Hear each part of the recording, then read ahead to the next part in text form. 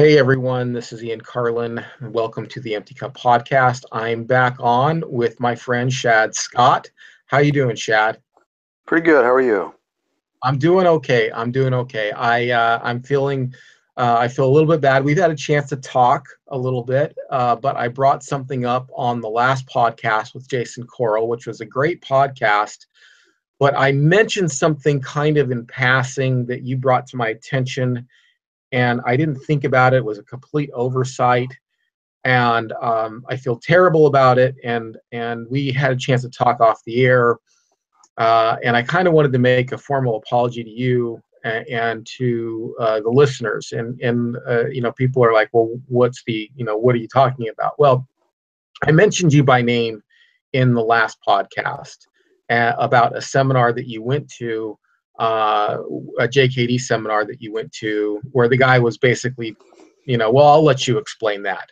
But it wasn't like a favorable seminar or something like that. And a lot of times when I'm talking, like for example, like I talk a lot about when I got taken to the ground and locked out by the BJJ guy. I've told that story many times, or my system of camp episodes and things like that, where these stories might be a little bit personal to me and a little bit embarrassing, and they're my stories to tell because and I don't mind.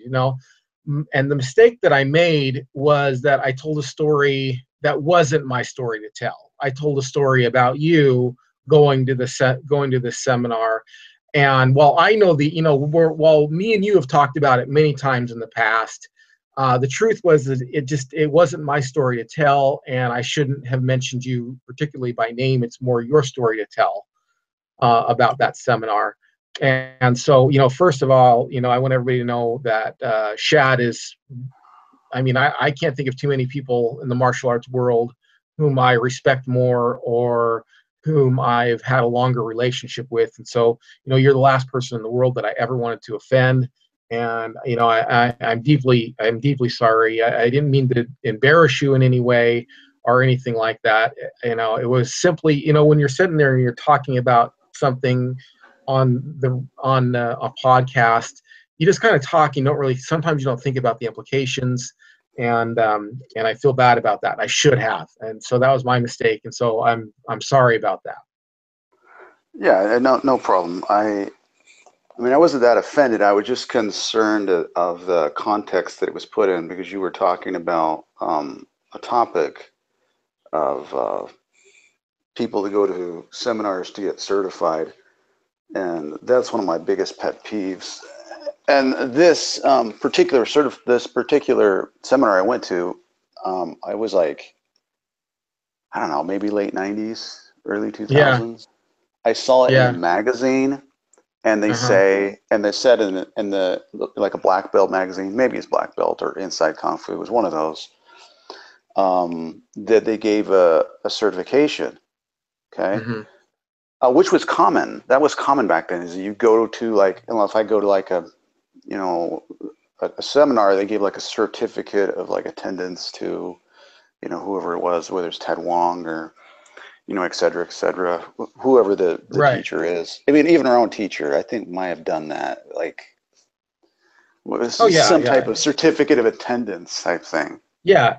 Basically, it says that you attended this seminar. Uh, completed you completed the seminar.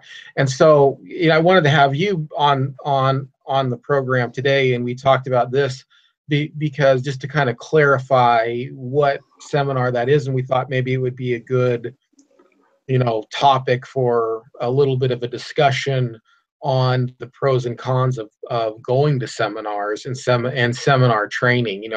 The maximum you can get out of it and the least you can get out of it, and talk a little bit about that. So tell us about this.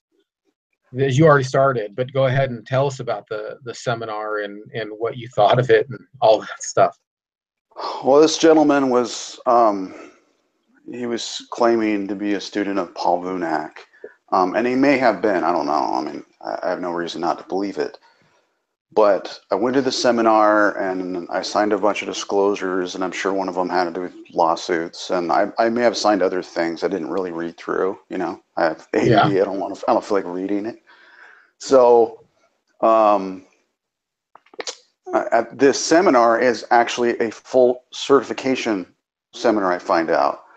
And he, at the very end of it, like the few days, he gives like a certification in like 3 different arts, and like JKD, Kali, and like some other stuff. And I was just like, I was kind of embarrassed, you know, because I Yeah. didn't go in thinking that that's what it was. I thought it was like just going to be like, hey, you came to my seminar type thing.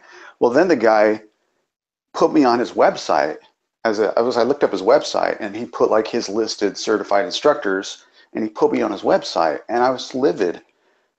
I What called him up did he and put you? I told him I told him, don't put my name on your website. Like, pull it off. And he continues to this day, has me certified as an instructor under him. It, Oh, well, that's what really turned me off about one of the things that, I mean, our very first podcast was about rank. And I told yeah. you, you can buy rank, but you can't buy skill. And that's because of my experience with these type of people, that they're just trying to make a buck. They're charlatans, and they're just trying to sell out their art. You know, as long as they're making money, they don't care. Right. Right. Um, but he looked like he had, he had all the credentials, like, the Dan Asano lineage.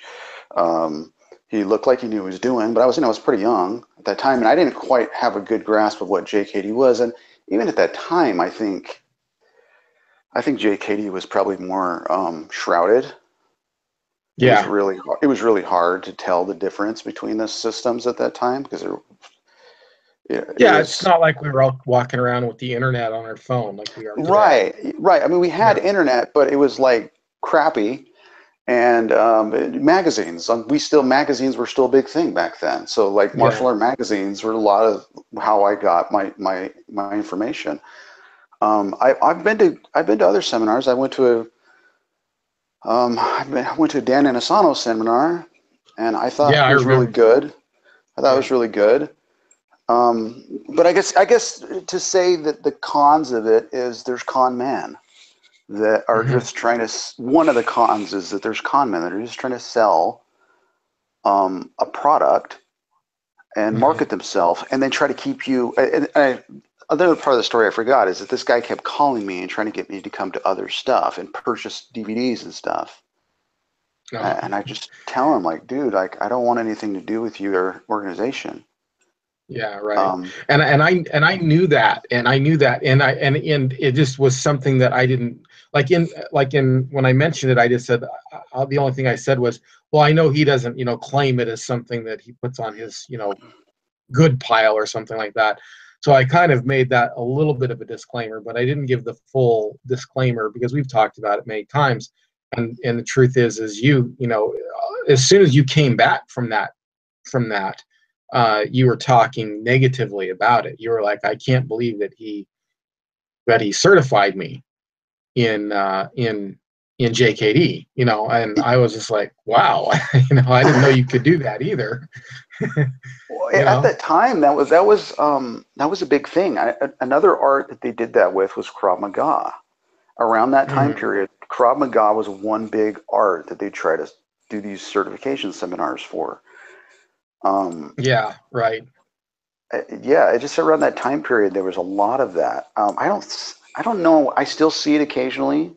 I still see occasionally people do that, but I haven't noticed it as much. Maybe it's still happening. I don't know, It but probably, well, even in 2008 when I went to the Systema camp, mhm. there were people who got certified as Systema instructors on the week-long camp. Now, weeks are better than a weekend. I mean, it was 6-day camp or whatever, but there were people that got certified in Systema. And the this is going to be kind of a funny story, embarrassing story, but the reason why I didn't get certified is because like I actually like okay, so like they they split us off into two sections in this like for this one like afternoon or something like that. And like when you filled out the the form to go. He said, do you want to become an instructor or not become an instructor? And I said, I want to become an instructor. And so they split us off into two camps, people who wanted to become an instructor and people who didn't want to become an instructor. And they actually asked everybody to kind of give a presentation, or if they wanted to give a presentation. And I volunteered, and I completely blew it. I was just kind of like, obviously I didn't really know a whole lot about system, only learning it from DVDs and going up to that one camp. But there were people there literally who, there was a friend, well, a guy that, I was kind of friends with at the camp. He didn't do anything. He didn't say anything. And just because he put his name on the check mark on system of training, I want to be an instructor, he actually got the certificate that said he's an instructor in Systema after a week-long camp. And that was 2008 or 2000. Well, I can't remember if it was 2007 or 2008. But Yeah, so I remember that. So it still happens. If I wouldn't have said anything, if I would have just shut up and just sat there, they would have given me my instructor certificate, which would have been nuts. But I had to open my mouth and show that I really didn't know a whole lot about Systema. So they said, nah, he needs to learn more. He needs to learn more. And what's crazy is there were people there who had been in Systema for like 4 or 5 years that had been coming to their gym, that they wouldn't let him go to the instructor seminar. And here I am going, this is my first experience in Systema other than the DVDs, and they're letting me go. They even though I didn't get the instructor certificate, they let me go to the instructor certification. It's nuts. Mm-hmm.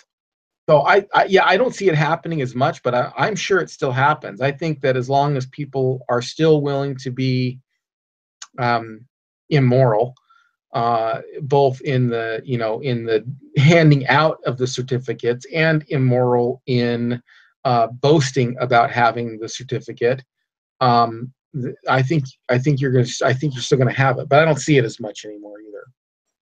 Right. Yeah, it just seems that people are more informed than they were back then. I mean, that was an era where Black Belt was promoting a lot of fake masters, a lot of fake fighters on the seminar circuit that we now know didn't have fight records.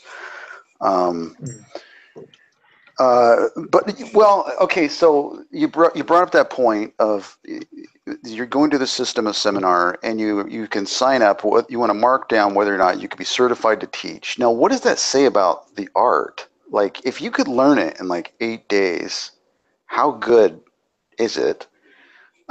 Especially if you had no experience in it. And then second, why would you want to learn from somebody that learned in a week? Right. Why would you go, I'm going to train under this guy for years. He learned in a week. Like, why don't I just go and do the same thing? Here, I'll learn under you for a week, and then I'll go certify people. Why not just do the same thing? You know what I'm saying? You don't have that problem with like jiu-jitsu, right? You don't see that. I mean, you see they're fake masters, but you can tell pretty quick. Oh yeah, for sure. If they're fake. But it just really it lowers the standard of the art, and it makes it a joke. And I think that it's hurt JKD. It's not a very popular martial art. And now, and then you look at the demographic of people that do it, and then there's like all this huge divide within the community, and a lot of it has to do with these people. They were selling it out to the public because there was this high demand, and there wasn't enough quality instructors, and so some people would try to sell that. I mean, it's funny to think that I could get certified not in just JKD but Kali. I was certified in like multiple arts in like 3 days. Like, how the heck can I be good enough learning that much material in 3 days? I couldn't. Yeah. I don't remember anything I learned in that seminar. Here's another con, I think, with seminars. is they give too much material. And I think part of that has to do with the public wanting a lot of material. They think, oh, the more the better. And I Mm-hmm. don't think you can be, I think it's actually the opposite. You would be better off focusing on one technique or just certain details of a technique. Like you're just working on just a straight punch and then applications, methods to generate force, timing. Um, if you just focus on just that, like Mm-hmm. if you just focused on a technique and then broke down all the different applications of that technique for 3 days and you did thousands of repetitions, you'd be a lot better walking out of there than if you had learned you skimmed through 50 techniques. Right, That's what right. they do is they skim through so many techniques. There's no way you're going to remember them. Not only are you not going to remember him, but like you said, you're not going to be good at him either. I mean, Yeah. you're not going to remember most of what you did over a weekend seminar. It's just not possible unless you got a really super good memory, number one. But then there's the getting good at what it is that you learned. And you've got to be really, I would say, morally questionable for you to um, put on a seminar where you say you're going to certify somebody in an art over a weekend, but then you have to be of more moral questionable if you actually think that that certification meant anything and you open up a school. So Oh, like absolutely. I agree. if you open up a school and you could put your certificate up there. I don't even know, you probably don't even have it still, I'm sure. But your certificate that says I'm a JKD instructor and a Kali instructor, and you put it up on the wall, and now you open a school, and now suddenly you have a lineage, right? Because you have this you that would Yeah. make Now I have a lineage to Paul Vunak and Dan Inosanto. I mean, it's not even yeah, legitimate. You're right. And I could totally market that. Um, yeah, it it also it reminds me, it's very similar to the people that certify people online. It's the same kind of idea. That happens. Seems to be mhm, more prevalent. I mean, especially since the internet is so much better than it was in the year 2000, is that people get certified online through video. right. I think it's the same problem. Mm, mm. Yeah, yeah, I do too. I do too. But I think that you can have a little bit more quality control online. Now, I'm not going to say that it's the same thing because, like, I think you can have the a little bit more quality control because you can build up a relationship with the person, but you still can't. I don't know how you could certify somebody to be an instructor if you've never like touched hands with them, or you've never you know, rolled with them, or whatever it is. You never sparred with them. You can't. That's kind of one of the things that the Gracies got in trouble with their older brother. That when they did the Gracie combatives, like you can get your blue belt, but it's a combatives blue belt. It's not a true blue belt. And when you certify with them, they send you the belt. This is what I've heard. It says that it's unverified, and then you have to meet them at a seminar. And then if you meet them at a seminar, then they roll with you or whatever. Then they will say then they will actually say it's certified. But um, I still see that there's an issue with that, and that seems to be something and honestly, this is part of the reason why I just said my channel's Ronin. I'm just like, well, this is just the way it is. It would be dumb for me to seek certification under somebody that I don't have a constant contact with. So, my skill level speaks for itself. Your skill level speaks for itself. I'm not going to go try to seek fake certification in order for me to get myself up, and whether it be video or a weekend course or whatever. Right. Yeah, I think that's a good point. They do have more quality control, but is there really a motive to have quality control? If you can get a higher quantity of people, I think that people tend to err on the money side of it, and that's probably the issue. Um, Right, Right. Yeah. And Well, there's it is. certain things you can't, I'm sorry, and there's certain things you can't replicate. Like you said, you cannot replicate pressure without a partner. No. You know, you Right. can't replicate timing without a partner. So, I mean, a lot of this that they're doing in the air, I mean, they might develop the technique, but they don't have like understanding of how to use it in proper context. Mhm. They just know the Yeah. movement. Right. Well, I've seen lots of stuff on. I mean, I've seen Aikido being. You can get certified in Aikido online. I've seen. I don't know about what other arts have I seen out there.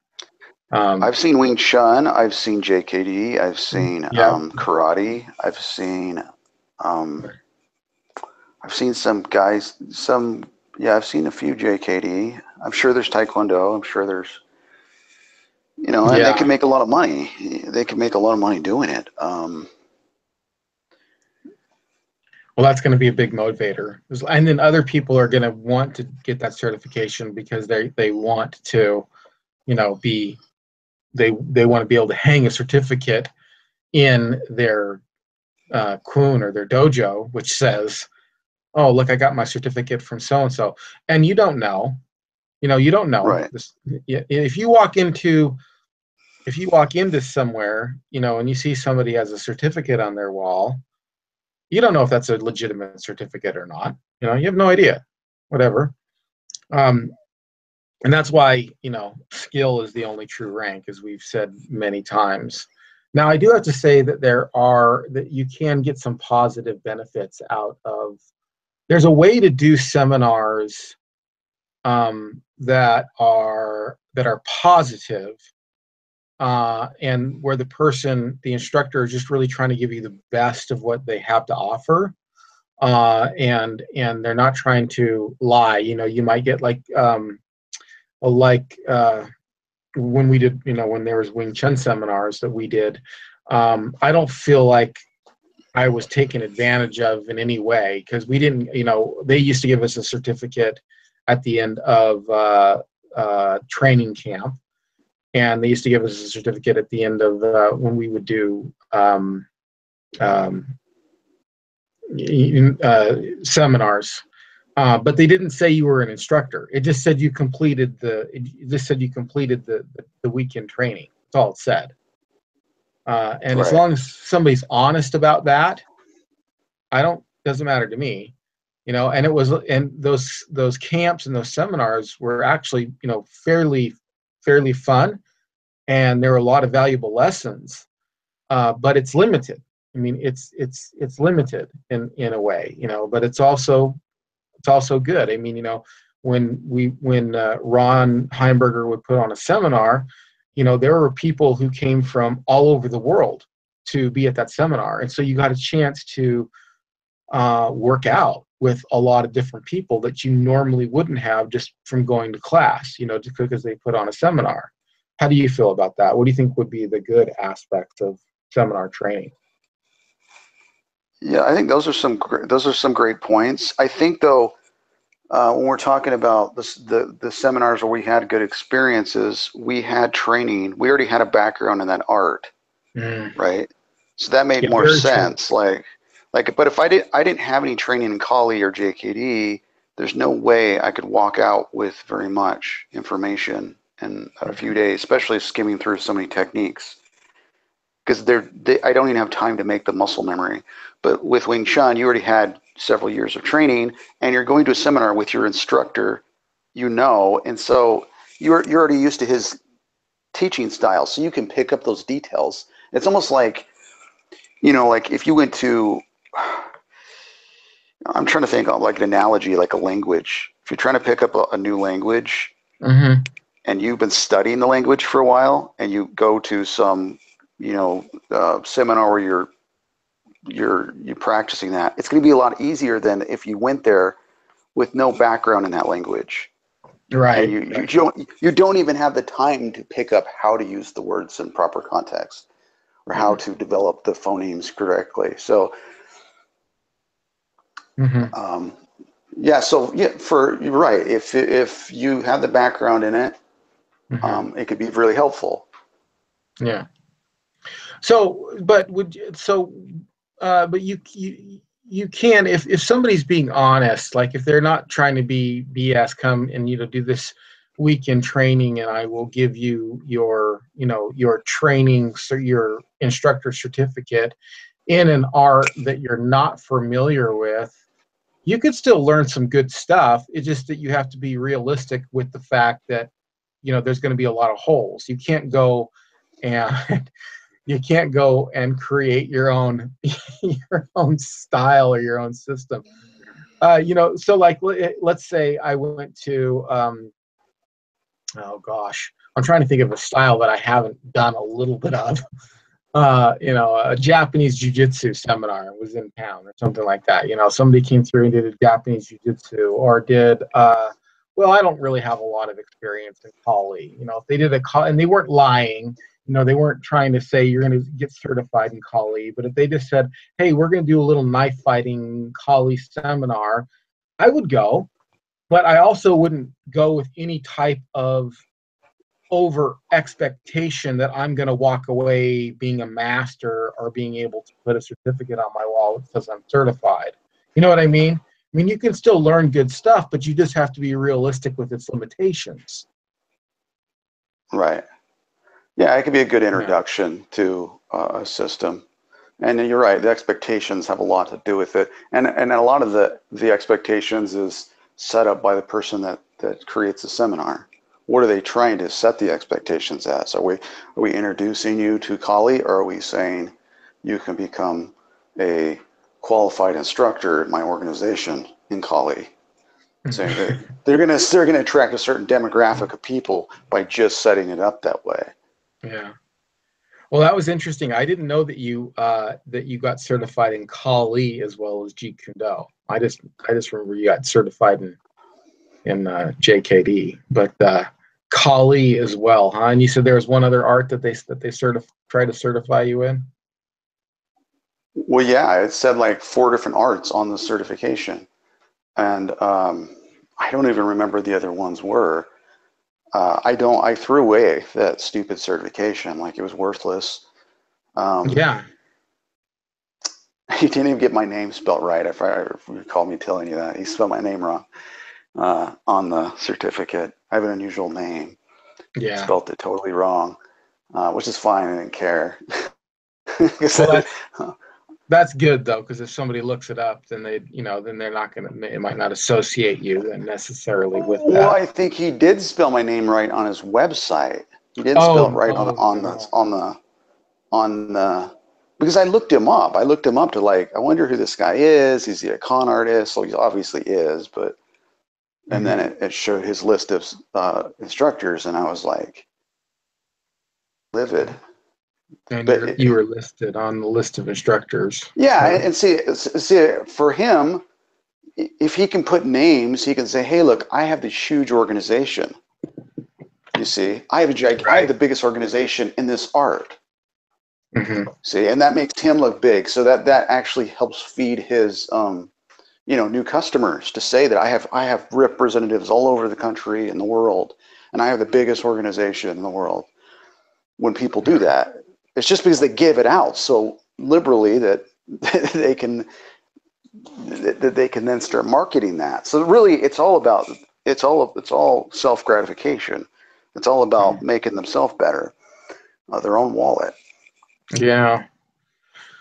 Yeah, it's sad. It's a sad world we live in when that's the case.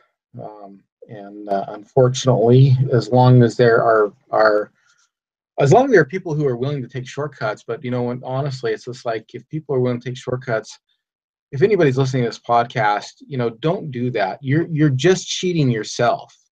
You're just cheating yourself. And we talked before about the cult mentality of martial arts, and it's hard to get out of, because you want that inside track. I was at this seminar, or I have this certification, or I have that certification. Just be honest with where you're at. Be honest. Say, hey, I've got, I studied this art for so many years and this art for so many years, and I was never certified in this, but I was certified in that. people are good. People respect you so much more for your honesty than if they find out that, you know, you said you were certified in something and you weren't certified in it. You know, um, it just, that cult mentality is just so prevalent in martial arts. Right, and the people that are marketing that are deliberately marketing to people that are looking for the mystical explanation. The people that think there's some esoteric secret um, pill that's going to make you ahead of everybody else without the hard work. And the sad thing, there isn't. There's no way around it. You can't get around the thousands of repetitions you have to put in. Your nervous system can't. Your nervous system has to be able to respond automatically, and it can't do that without thousands of repetitions. So even the knowledge of how a technique works, it doesn't matter if you know it. It matters if your body knows it. Mm-hmm. It doesn't matter if you can comprehend it or you can explain it. Who cares if you can explain it? It matters if you can do it. Yeah, yeah, absolutely. Yeah, it matters if you can do it. It doesn't. Yeah, it doesn't matter if you can. Well, yeah, I mean, you could be a good coach, being able to explain it and replicate it, but if you can't do it, then, you know, forget about it. It's not going to work for you. I remember that in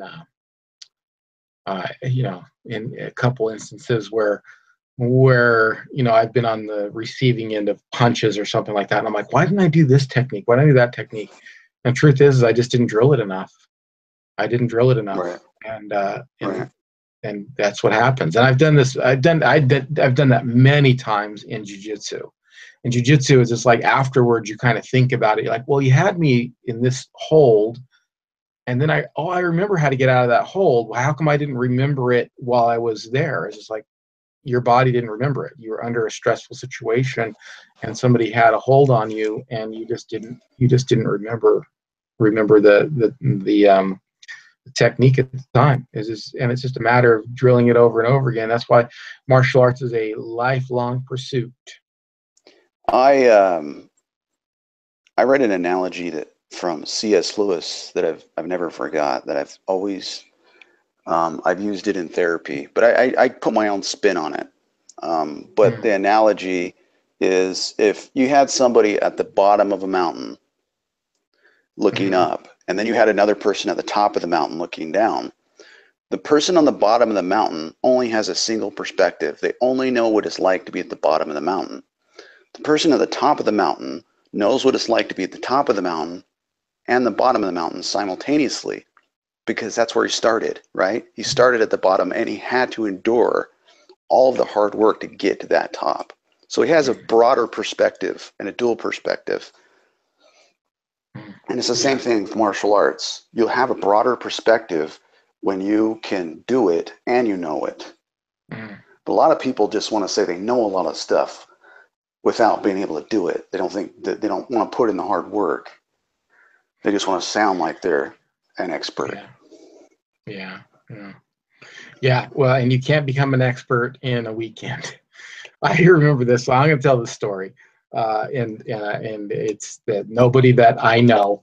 Well, I mean, it's somebody I know, but it's nobody that would know me or this podcast. And quite honestly, I don't give a shit about this person knowing this or not, because they were full of shit and they deserve to be called out on the carpet for this anyway. So, um, you know, the system I came from originally, the White Dragon martial arts system, right? Yeah. Um, well, we had a guy. This is really interesting, because the first like official karate that I ever took was Ishinru karate. Okay, that was like the first class that I was ever in, was called Ishinru karate, and I took it in Parowan, Utah, under a guy named Gordon Farnsworth, and he had a student who eventually moved down to Cedar, where I was, and his student name was John Hallwager. And that guy's like a fifth degree black belt in Ishinru karate. And I took from him for a little while in Cedar City, because it just didn't want to drive to Parowan from Cedar or whatever. So then later, I moved further down south to southern Utah, and did the White Dragon thing. Well, John Hallwager who was a legitimate karate guy as you can get in karate, he was studying a bunch of Japanese arts and all this stuff. He came down and he had a studio right above the White Dragon martial arts system. It was literally like right above it. It was like our studio was here and his studio was up there. And because of that, we were kind of friends. And then there was like another Ishinru karate studio like across the street. It was nuts. It was like Ishinru, White Dragon martial arts system. And one of the things the White Dragon martial arts system didn't have a whole lot of was weapons. And John Hallwager, who was like a 4th degree black belt at the time, was actually studying. I was actually holding classes on Japanese and Okinawan weaponry. And my instructor, Lance, whom you know, went to his seminar. He went to one or two classes, and as a result of going to 1 or 2 classes, I can't remember if it was 1 or 2. We're talking the most 2 classes, and he learned this kind of like this forward stance kind of a thing. It was like a side forward stance that you had when you used a weapon. He came in and he made all he did all he rewrote basically all the weapons katas based on 2 classes that he had. So it's just absolutely ridiculous that the White Dragon eventually abandoned that. They saw through that or whatever, but he was like the instructor in our town at the time. And he thought so much of himself and so much of his learning. That, I mean, could you imagine, like, if somebody came to they said, you know what, I want to learn some trapping. And so they came, and you know, like they're doing karate, but they wanted to introduce trapping into their karate school. And they came to 2 classes that you taught, and they went through and they made a whole trapping curriculum based on 2 classes. How much stock would you put in that? None. I actually know a guy who did exactly that.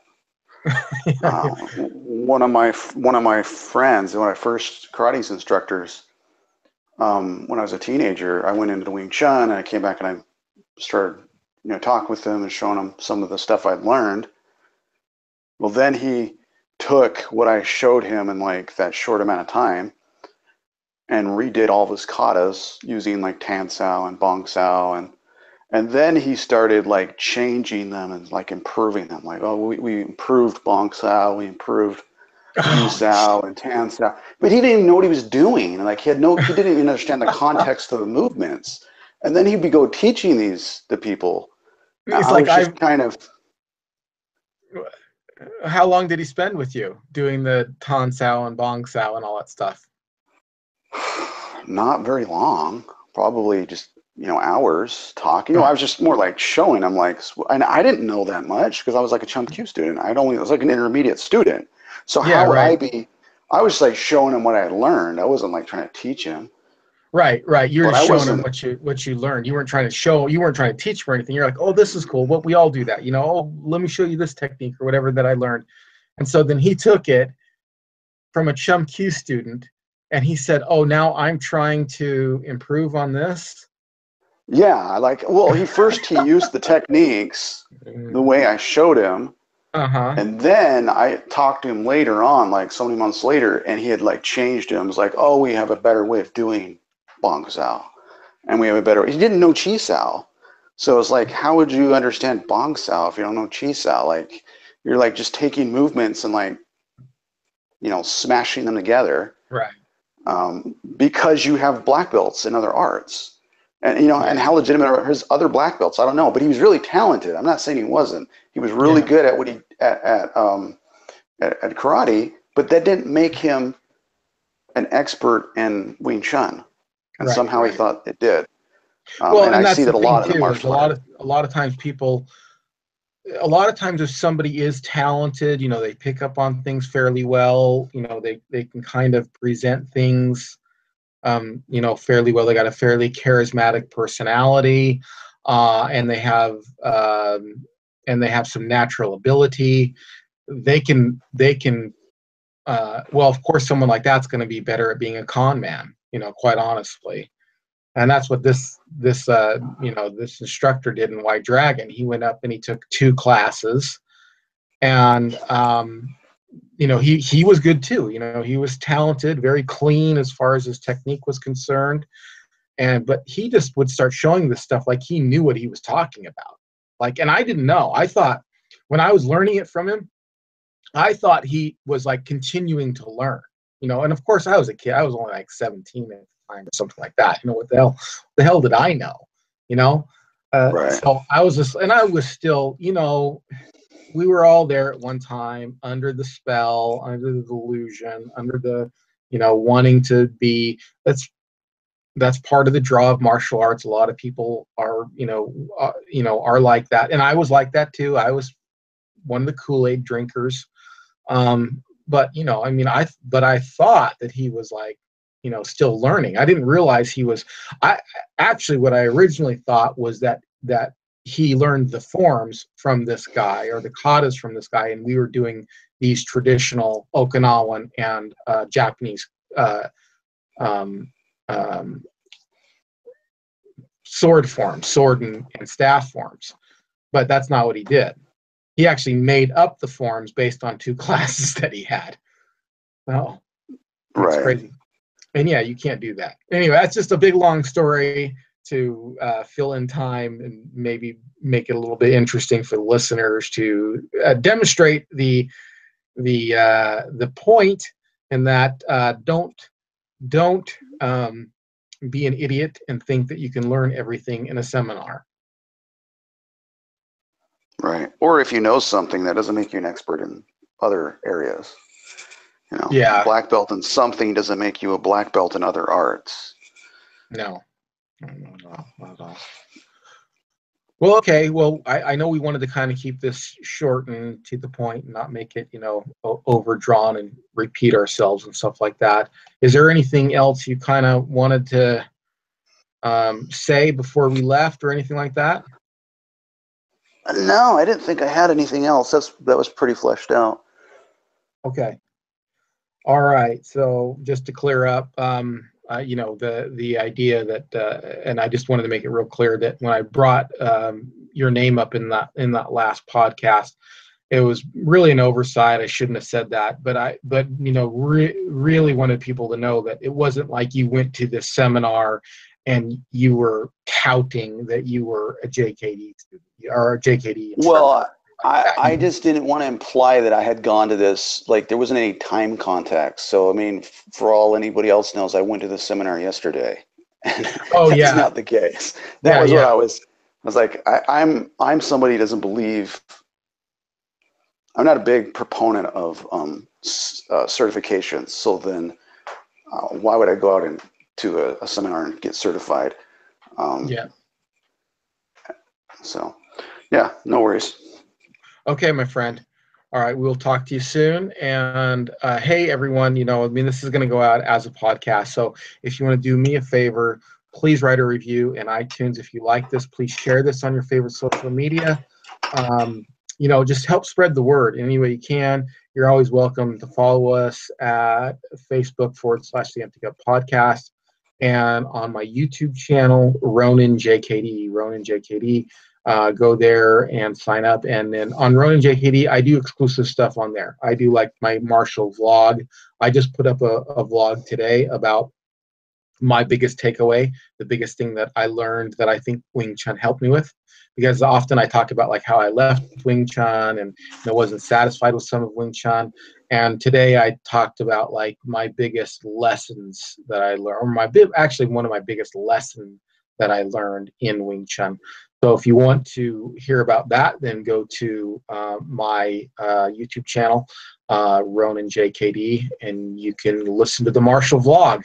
All right. Hey, thanks for joining us.